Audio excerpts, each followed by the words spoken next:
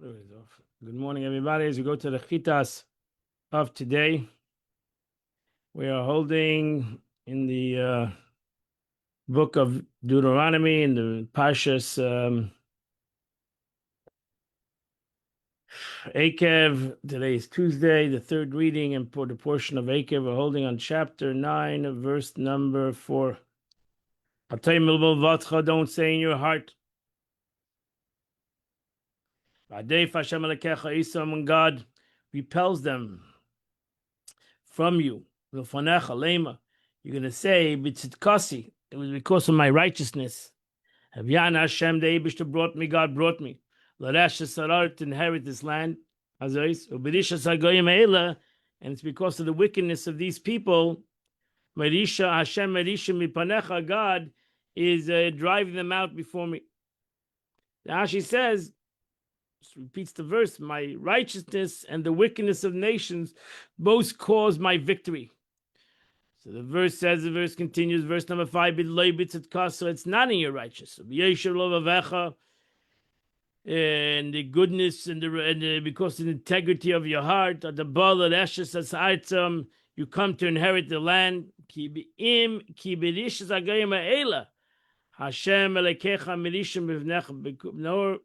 That it's because the wickedness of these nations that God, your God, is driving them out from before you. Well, the man hakim is a devar, it's also because to establish his word, which he promised your fathers, Avram, Yitzchak, Yaakov, to Abraham, Isaac, and Jacob. She says the word ki over here means Ella, but. And you should know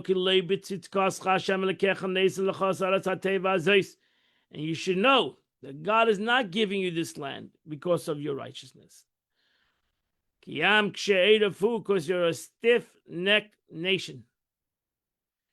Don't forget which happened in the desert when you angered God in the desert. From the day that you went out of Egypt until you come to this place. You were bitter, you rebelled against God. Verse number 8, and you angered God in the Mount of Chedev, which is Mount Sinai. The sign of Hashem bachem, and the Eibishter, it was incense against you, to destroy you. Verse number 9. When I ascended the mountain to receive the stone tablets, the covenant, which the Eibishter made a covenant with you, I was on the mountain for 40 days, for 40 nights.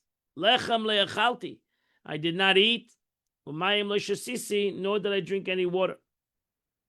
Now she says yeshiva means akava, it means sat in the mountain. It means he remained in one place, holding back on the mountain. The Eibishter gave me then the two tablets, which was written in the hand of God. And on those tablets, all the words which God spoke to you. Bahar in the mountain, from the midst of the fire, in the day of assembly. Ash says luchais. Why is it written with a vav after the ches, as though it's luchas? I'm sorry, it's missing a vav. It should have been a vav, a chaylam after the ches. You could also read luchas. If you don't put a different vowel, if there was a vav there, it would be automatically luchais. But now you could read luchas, which is one tablet, to indicate that both tablets were alike in every respect. So that's why it is missing the letter vav to tell us not only that the physically tablets were alike, but also their spiritual meanings, whether they were between man and man, and between man and God. It's both a godly commandments. We came to the end of the 40 days of Alakbay and Laila. Nasa Hashem alayis now luchas avonim luchas abris. David gave me these two tablets. Verse 12, and God said to me, Kumareid, stand up and go down. My hair quickly. From this place. Kishichas amcha, because your nation has been, because your nation has been corrupt. Asher Yitzei Mitzrayim, which you took out of Egypt. Soru maher ma'aderach, they quickly went off the way. Asher tzivisam eisam lahem asula masech, which I commanded, they made them a molten calf. And God said to them, I've seen this nation, as I see that's a bit of stiff nation. Heard of me many, leave me alone, and I will destroy them. I'll erase their name from beneath the heavens. I'll make you, I'll make from you a greater and stronger nation. Verse 15, I went down from the mountain. And the mountain was a blaze of fire. And the 2 tablets of covenant was on my hands. And I saw, I came down, I saw that you have sinned to God. You made an egel, you made a calf. Masecha, a molten calf. You quickly went off the way. Ashetiva Hashem Esam, which God had commanded you. Verse 17, I grabbed in the 2 tablets. And I threw it from my hands.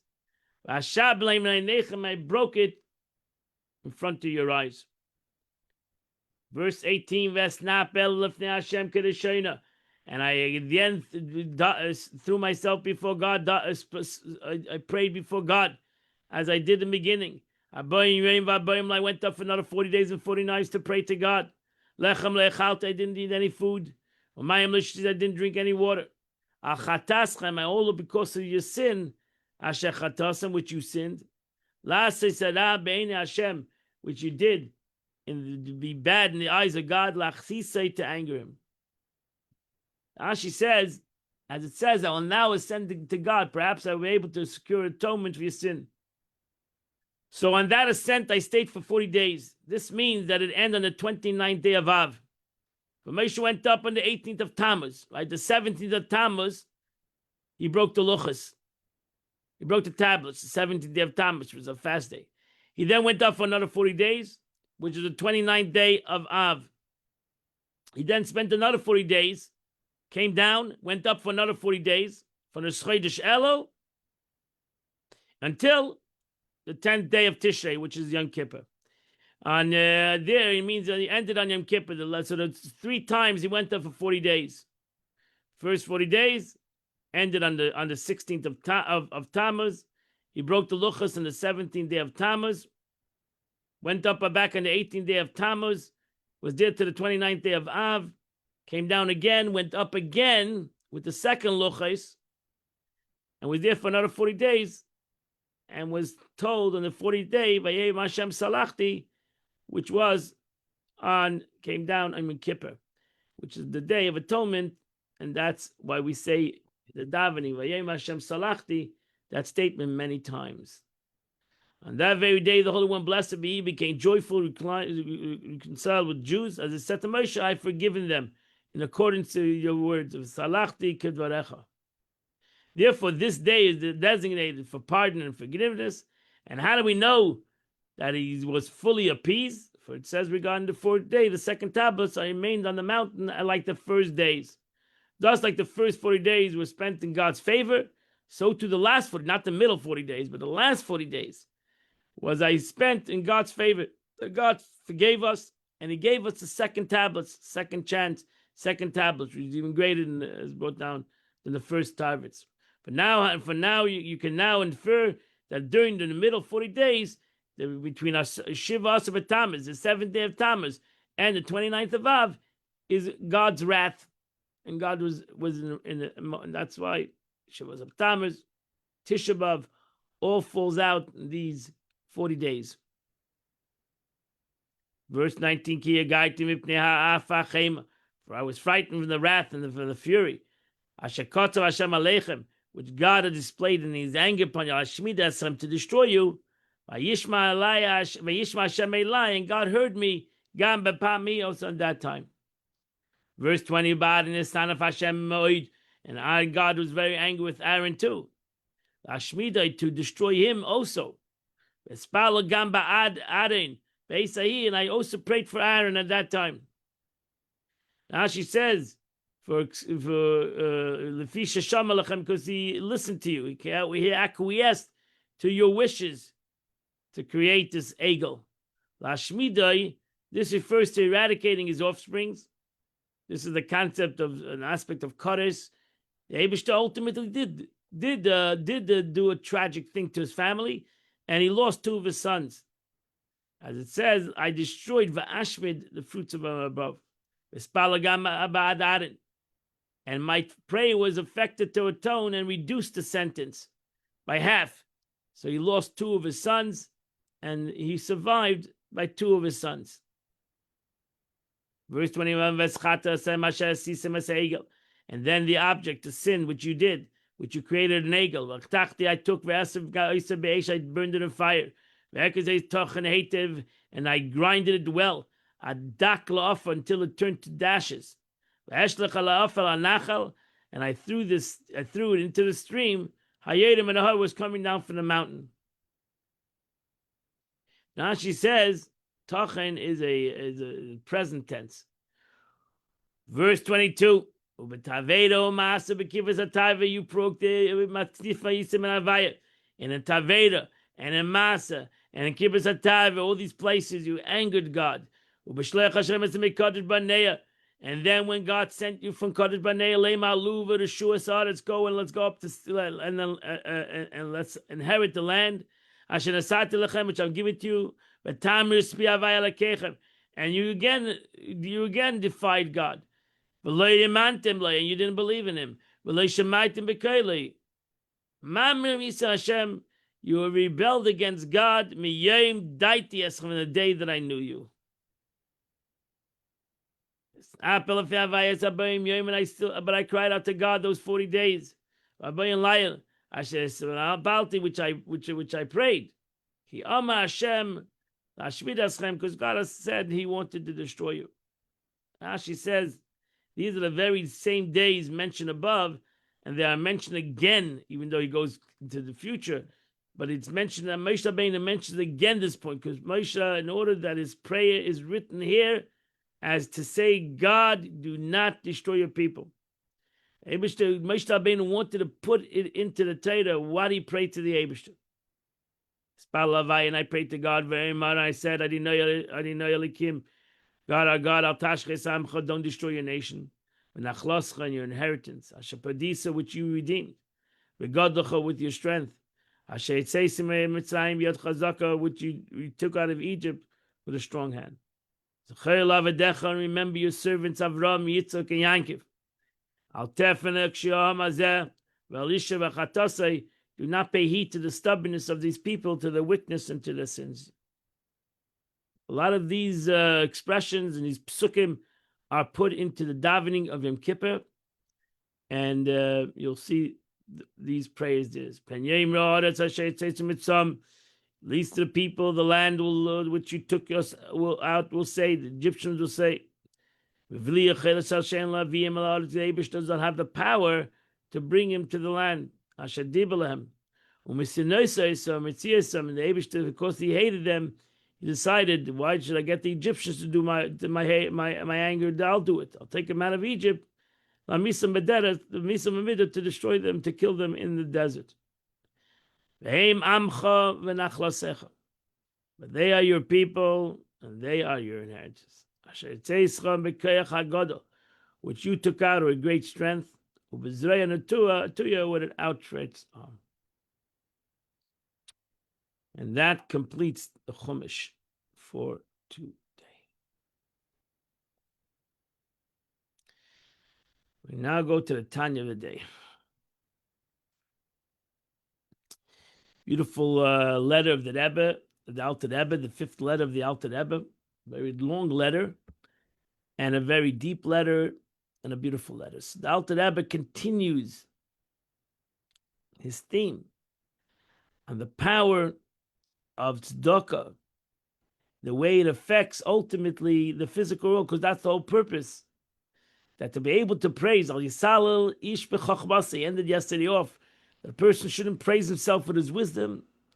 He should praise himself with the chesed, with the kindness that he does. Chesed of the Eibishter. It's also like God did kindness to those that are without any return.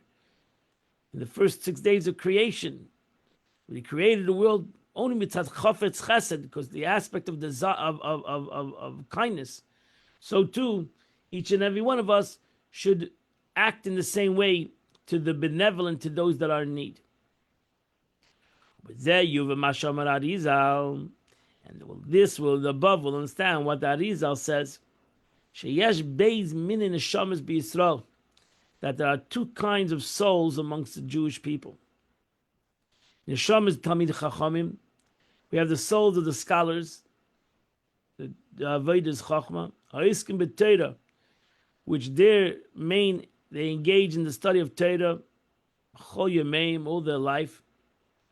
Neshamas balei mitzvahs, and then you have the souls of those who perform commandments. Ha'iskim b'tzedakah, they occupy themselves with charitable acts of gemilas chasadim and kindly deeds. We have two kinds of souls.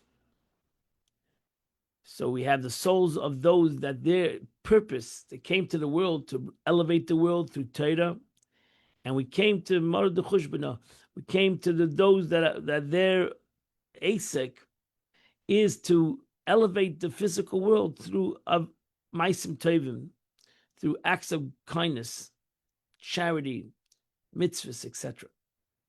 It's a question that's asked, what do you mean? Sages also have to do acts of kindness. What do you mean that Talmid Chacham doesn't have to do acts of kindness? He also has to do acts of kindness. We just said the Gemara. The Gemara says, if a person says, I don't need Torah, I don't need to have acts of kindness, then he doesn't have any Torah. Shafil Torah ain't like. The Mishnah does said, that a person that says, I have but Chachma, doesn't even have Chachma. Because he needs to have Gemilas Chasadim. So how then could Arizal have stated that people are with certain kinds of souls invested their lives exclusively to study of Torah? They need to have tzedakah. The Rebbe answers, which follows, takes it for granted that even fully time scholars, of course, spend some of their times in good deeds. Talmid Chachamim, however, in regard to a Torah scholar, Shetayosam Iker, we don't even remember that the learning of Torah is their principle, their focus, and they put most of the day in the study of Torah. Me at Yemeim, in the minor part of the day, is Gemilas Chasadim, is performance of good deeds. The effect of their arousal from below to arouse supernal chesed,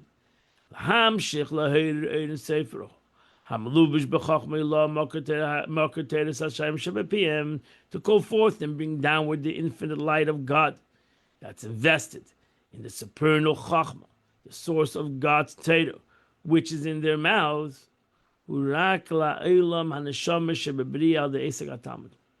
extends only to the realm of the souls that are in the world of Bria, the world of creation, through the occupation with the Talmud, the Gemara.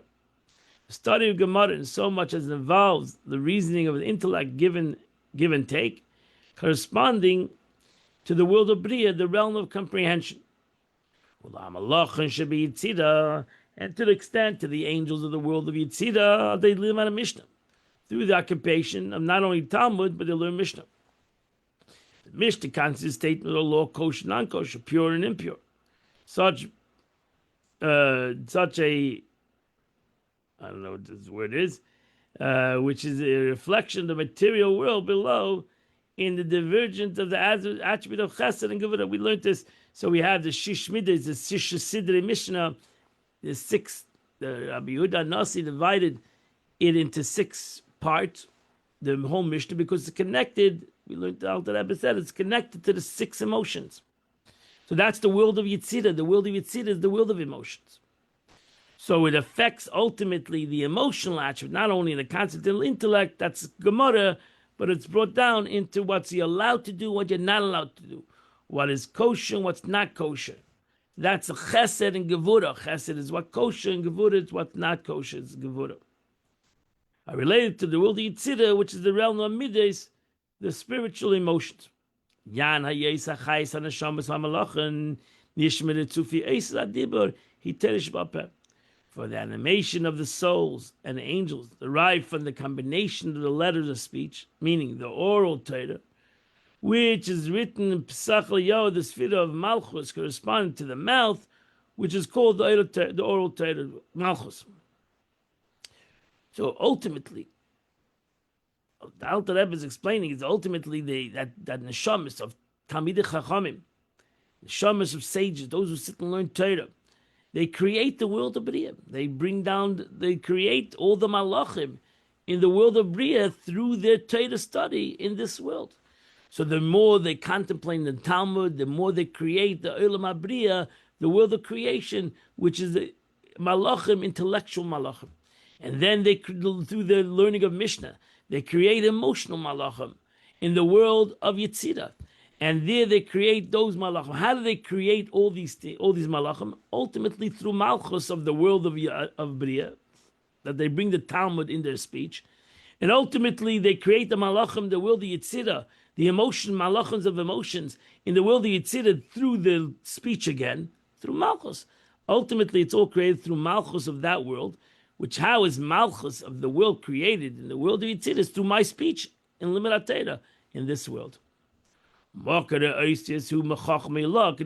the source of letters ultimately, however, the spirit of Chachma is mentioned about, because ultimately the letters they're using the words of Torah, and the words of Torah is the Chav that base Oisies, which all ultimately come from Chachma Allah. These letters are spiritual letters. Thus, through the study of the oral Torah, scholars draw down supernal Chachma into the combination of letters of speech. This, in turn, provides vitality to the unborn souls and angels of each and every world. This is wonderful.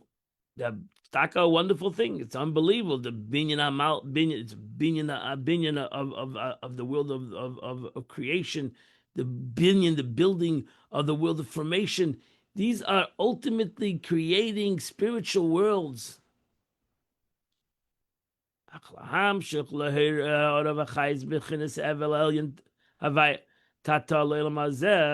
However, in order to call forth, to bring downward an illumination and vitality from the level of the supreme breath, the lower hay, into this lower world, how do we ultimately bring it down into the gashmias of this world? Which this entails a great and extreme contraction. It's impossible. How is it possible? All this wisdom, this chachma of the Eibishter that are going to stand, creates the world of Bria, the world of a spiritual world of Bria, creates the world of Yetzirah, the spiritual world of Yetzirah. But how does it come down into this world, this physical world? It's not enough. They cannot accomplish this. They just can't accomplish to bring it down to the world. But it's not enough. It's not enough. Their little actions of kindness cannot accomplish to bring down the godliness into this world. And that's why we are there. And that's why the majority of Jews are neshamas, that their avodah is to bring down the light of the Talmidei Chachamim into this world.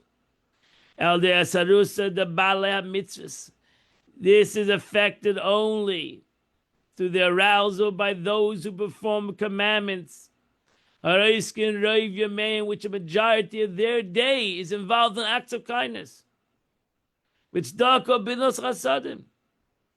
And that's why the Alter Rebbe writes later, and the Rebbe expressed this many times, that the avodah of today is acts of kindness. Torah has been accomplished. The sages have accomplished it already. Sages throughout ages have accomplished the concept of Torah. We need to bring it out to the world. We need to ultimately transform the world. All this Torah needs to come down into this physical world. If not, it's going to stay in the spiritual worlds. And that's our avodah. That is our service in the world, to bring it, push it down begashmis in this physical world. And that's why we need more acts of kindness. As I explained in Tanya, the beginning of Tanya, Likutei Amarim, chapter 34. I've explained there that even if man distributes no more than a fifth of his income to charity, the fifth elevates the other four parts with it to God. For thereby all his exertion becomes a dwelling for him. So therefore Allah said you gotta give tzedakah at least a fifth of your income. Needs to go to tzedakah. Not only because of that 1/5, because that 1/5 elevates everything else you do. Everything else you have. Everything else you have is from that tzedakah, from that maisa you give. Moreover, his acts of kindness will arouse God's right hand of kindness. So therefore, you have a great, great part, every one of us, whether we're the souls of the righteous, the souls of Talmidei Chachamim, whether we are the souls of simple Jews, that our avodah is to avodah tzedakah. If we do it correctly, that's why the halacha tells you when it comes to meiser, it comes to that fifth, you shouldn't don't play around with that fifth. You should know exactly what that fifth is, and you should do it correctly. And everybody should give meiser. And they should give it correctly, because that not only is doing a mitzvah which brings the light of the world down, it elevates everything you do. It elevates the other 4/5. And that's why people are mainly occupied with such mitzvahs, are called the supporters of Torah itself. And not only are those who study Torah for their activities, they draw down the light of Torah, the Temchei Araisa. Not the Temchei learn the Araisa, that they support those who learn Torah. No, they are Temchei Araisa. They support the Torah itself. Because self-understood, the Torah, its whole purpose was to affect the world. And Talmidei Chachamim are not doing that. It's us, or not Talmidei Chachamim, that ultimately bring the Torah to the world. They draw down the light of Torah from the root and its source so that it will illuminate this physical world below. Therefore, these people represent Netzach and Hoid in Kabbalah, which is analogous to two thighs. They are compared to the thighs that carry everything. They are the ones whose supporters, which in Kabbalah is Netzach and Hoid, the two thighs of a human being, which enables the man to stand up on the ground. The function of Sfiris of Netzach and Hoid, which is the concept of we are Tomchei Araisa. We that do good deeds, and that's our occupation, is the good deeds, and especially in the acts of charity. We are Tomchei Araisa. We are the thighs, the pillars of the Torah.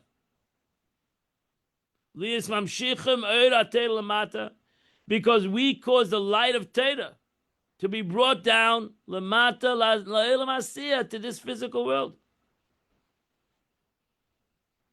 Now you'll understand why charity is called Maisa, an act. Why is charity an act? What's the act that I'm doing? Your act of charity. What is the act? What is the act of charity? I can stand I'm helping that person, but why is it called a Maisa in the aspect of Torah? The answer is Al Shem Pu'ula, because it is an act. It's not the act that I'm helping the person. It's the act that I'm accomplishing through this Maisa, through this act. It's a mitzvah that I'm accomplishing. See, I think that I'm helping somebody. That's why I'm a kind person. No, I'm doing a mitzvah. My kindness is simply bringing down godliness into the world. My kindness is accomplishing more than than maybe great sages that could not ultimately, because it was not their avodah, it was not their service to actually change the world. And I am changing the world. My action to elicit brings down the light of God into this world. And now you can diktuk. Alter Rebbe says you have to, whenever you read Torah, Zohar, Chumash, whatever, Gemara, you have to accentuate the words. You got to see what it says. Every word is meduyak. Every letter in the Torah, every word in the Torah, every word in the Zohar is meduyak. It's like every word in Tanya is meduyak. Every word the Alter Rebbe says is meduyak. He meant that word. It's not an extra word. It's not missing a word. Every word is clear and it's there for a purpose. And the Alter Rebbe says the same thing over here. The Zohar, when the Zohar says man de'ovat shmo kadisha, one who makes the holy name. Tzedakah makes. It's not the stam what you're doing. You're making something. The Ovid. If you look at the words of the Zohar use the word the Ovid. The Ovid means you make. What are you making? When you give tzedakah, what am I making? I'm making the Eibush to come down to the world. I'm making chesed elyon. I'm making God's old kindness come down into the world. So I'm making something. Because there from arousal from above through charity and mortal kindness, through my act of kindness. One arouses supernal chesed.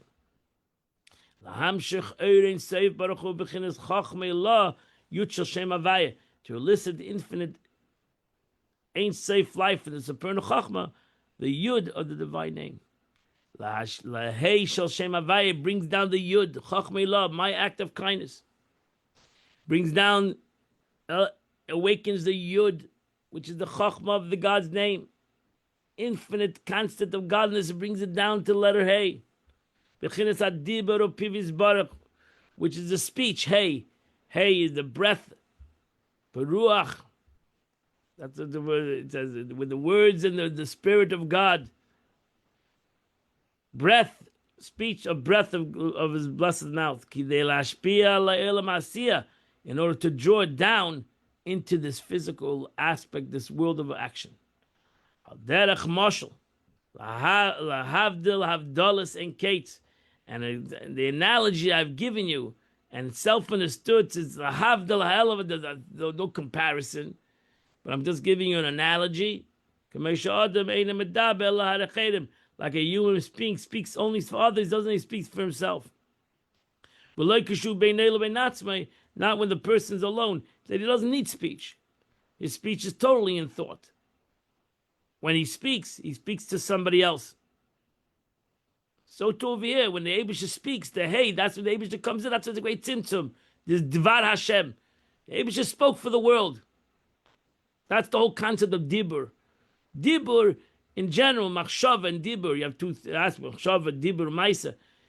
Thought, speech, action. Machshava is the most spiritual part of this whole process. Then you have speech.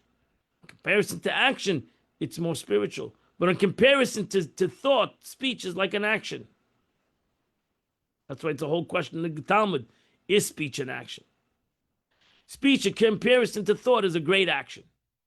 Because you don't need to speak, but for somebody else. So speech leaves you. That's why be careful with your speech. Nobody knows what your thought is. Because thought is much more elusive. Thought is much more connected to your soul. So speech is an action in comparison to thought. So it's and actually, if you learn Chassidus, you'll understand that between speech and thought is a vast, unbelievable separation between speech and thought. That's why most people don't say what they're thinking, or they cannot say what they're thinking. because there's between the speech and the thought is a great divide, a great symptom, a great contraction between the speech and the thought. There's ultimately even a greater contraction between the speech and their action. So that's the analogy, and if you want to give the analogy to spirituality, that's why it's lahavdil elav avdalas. It's a beyond the analogy in the concept of God's speech or God's thought or God's essence or God. And then he speaks, and when he speaks, he contracts his intellect and thought. Now, this is the analogy. And therefore, as the Alter Rebbe ends of many his time, Vamaskil Yavin, and the intelligent will understand, the intellectual will understand. Can't give you the capability of the intellect. You have to have intellect on your own, and the intellect will understand. Those that are intellectual understand. But the more you'll understand, the more you'll learn this, the more you're contemplating this, the more you'll be able to bring this to an understanding. And that's the Tanya of the day. Amaskil Yavin. I hope everybody has more intellect to comprehend and understand. Today is the 18th day of the month, which is chapter 88 and chapter 89. You do those two chapters, two long chapters. You do the chitas of the day. The Yom Yom of the day, powerful Yom Yom today for the 18th of Menachem Av. The Rebbe writes, the Mittel Rebbe, quoted by the Alter Rebbe, said, Avas Yisrael must consume a person entirely.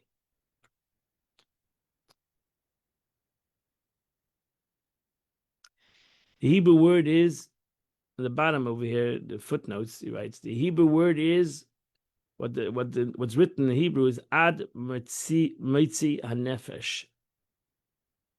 The identical phrase is used by the sages to describe the required degree of loving God with all your soul. What does that mean? With all your soul. Meaning up to and including the readiness to give one's life.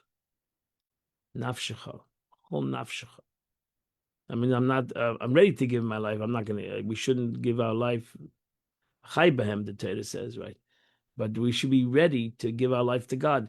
In essence, the Mittel Rebbe says you should be ready to give your life for another Jew. That's Avos Yisrael. When I'm ready, just like I say in the Shema, I'm ready to give my life for God. I have to be ready to do up to the giving of my life, up to the giving of my life. Powerful stuff. I want to wish you all a beautiful and wonderful day. And Amid Shem will continue tomorrow, 8 o'clock. We'll continue the chitas of the day.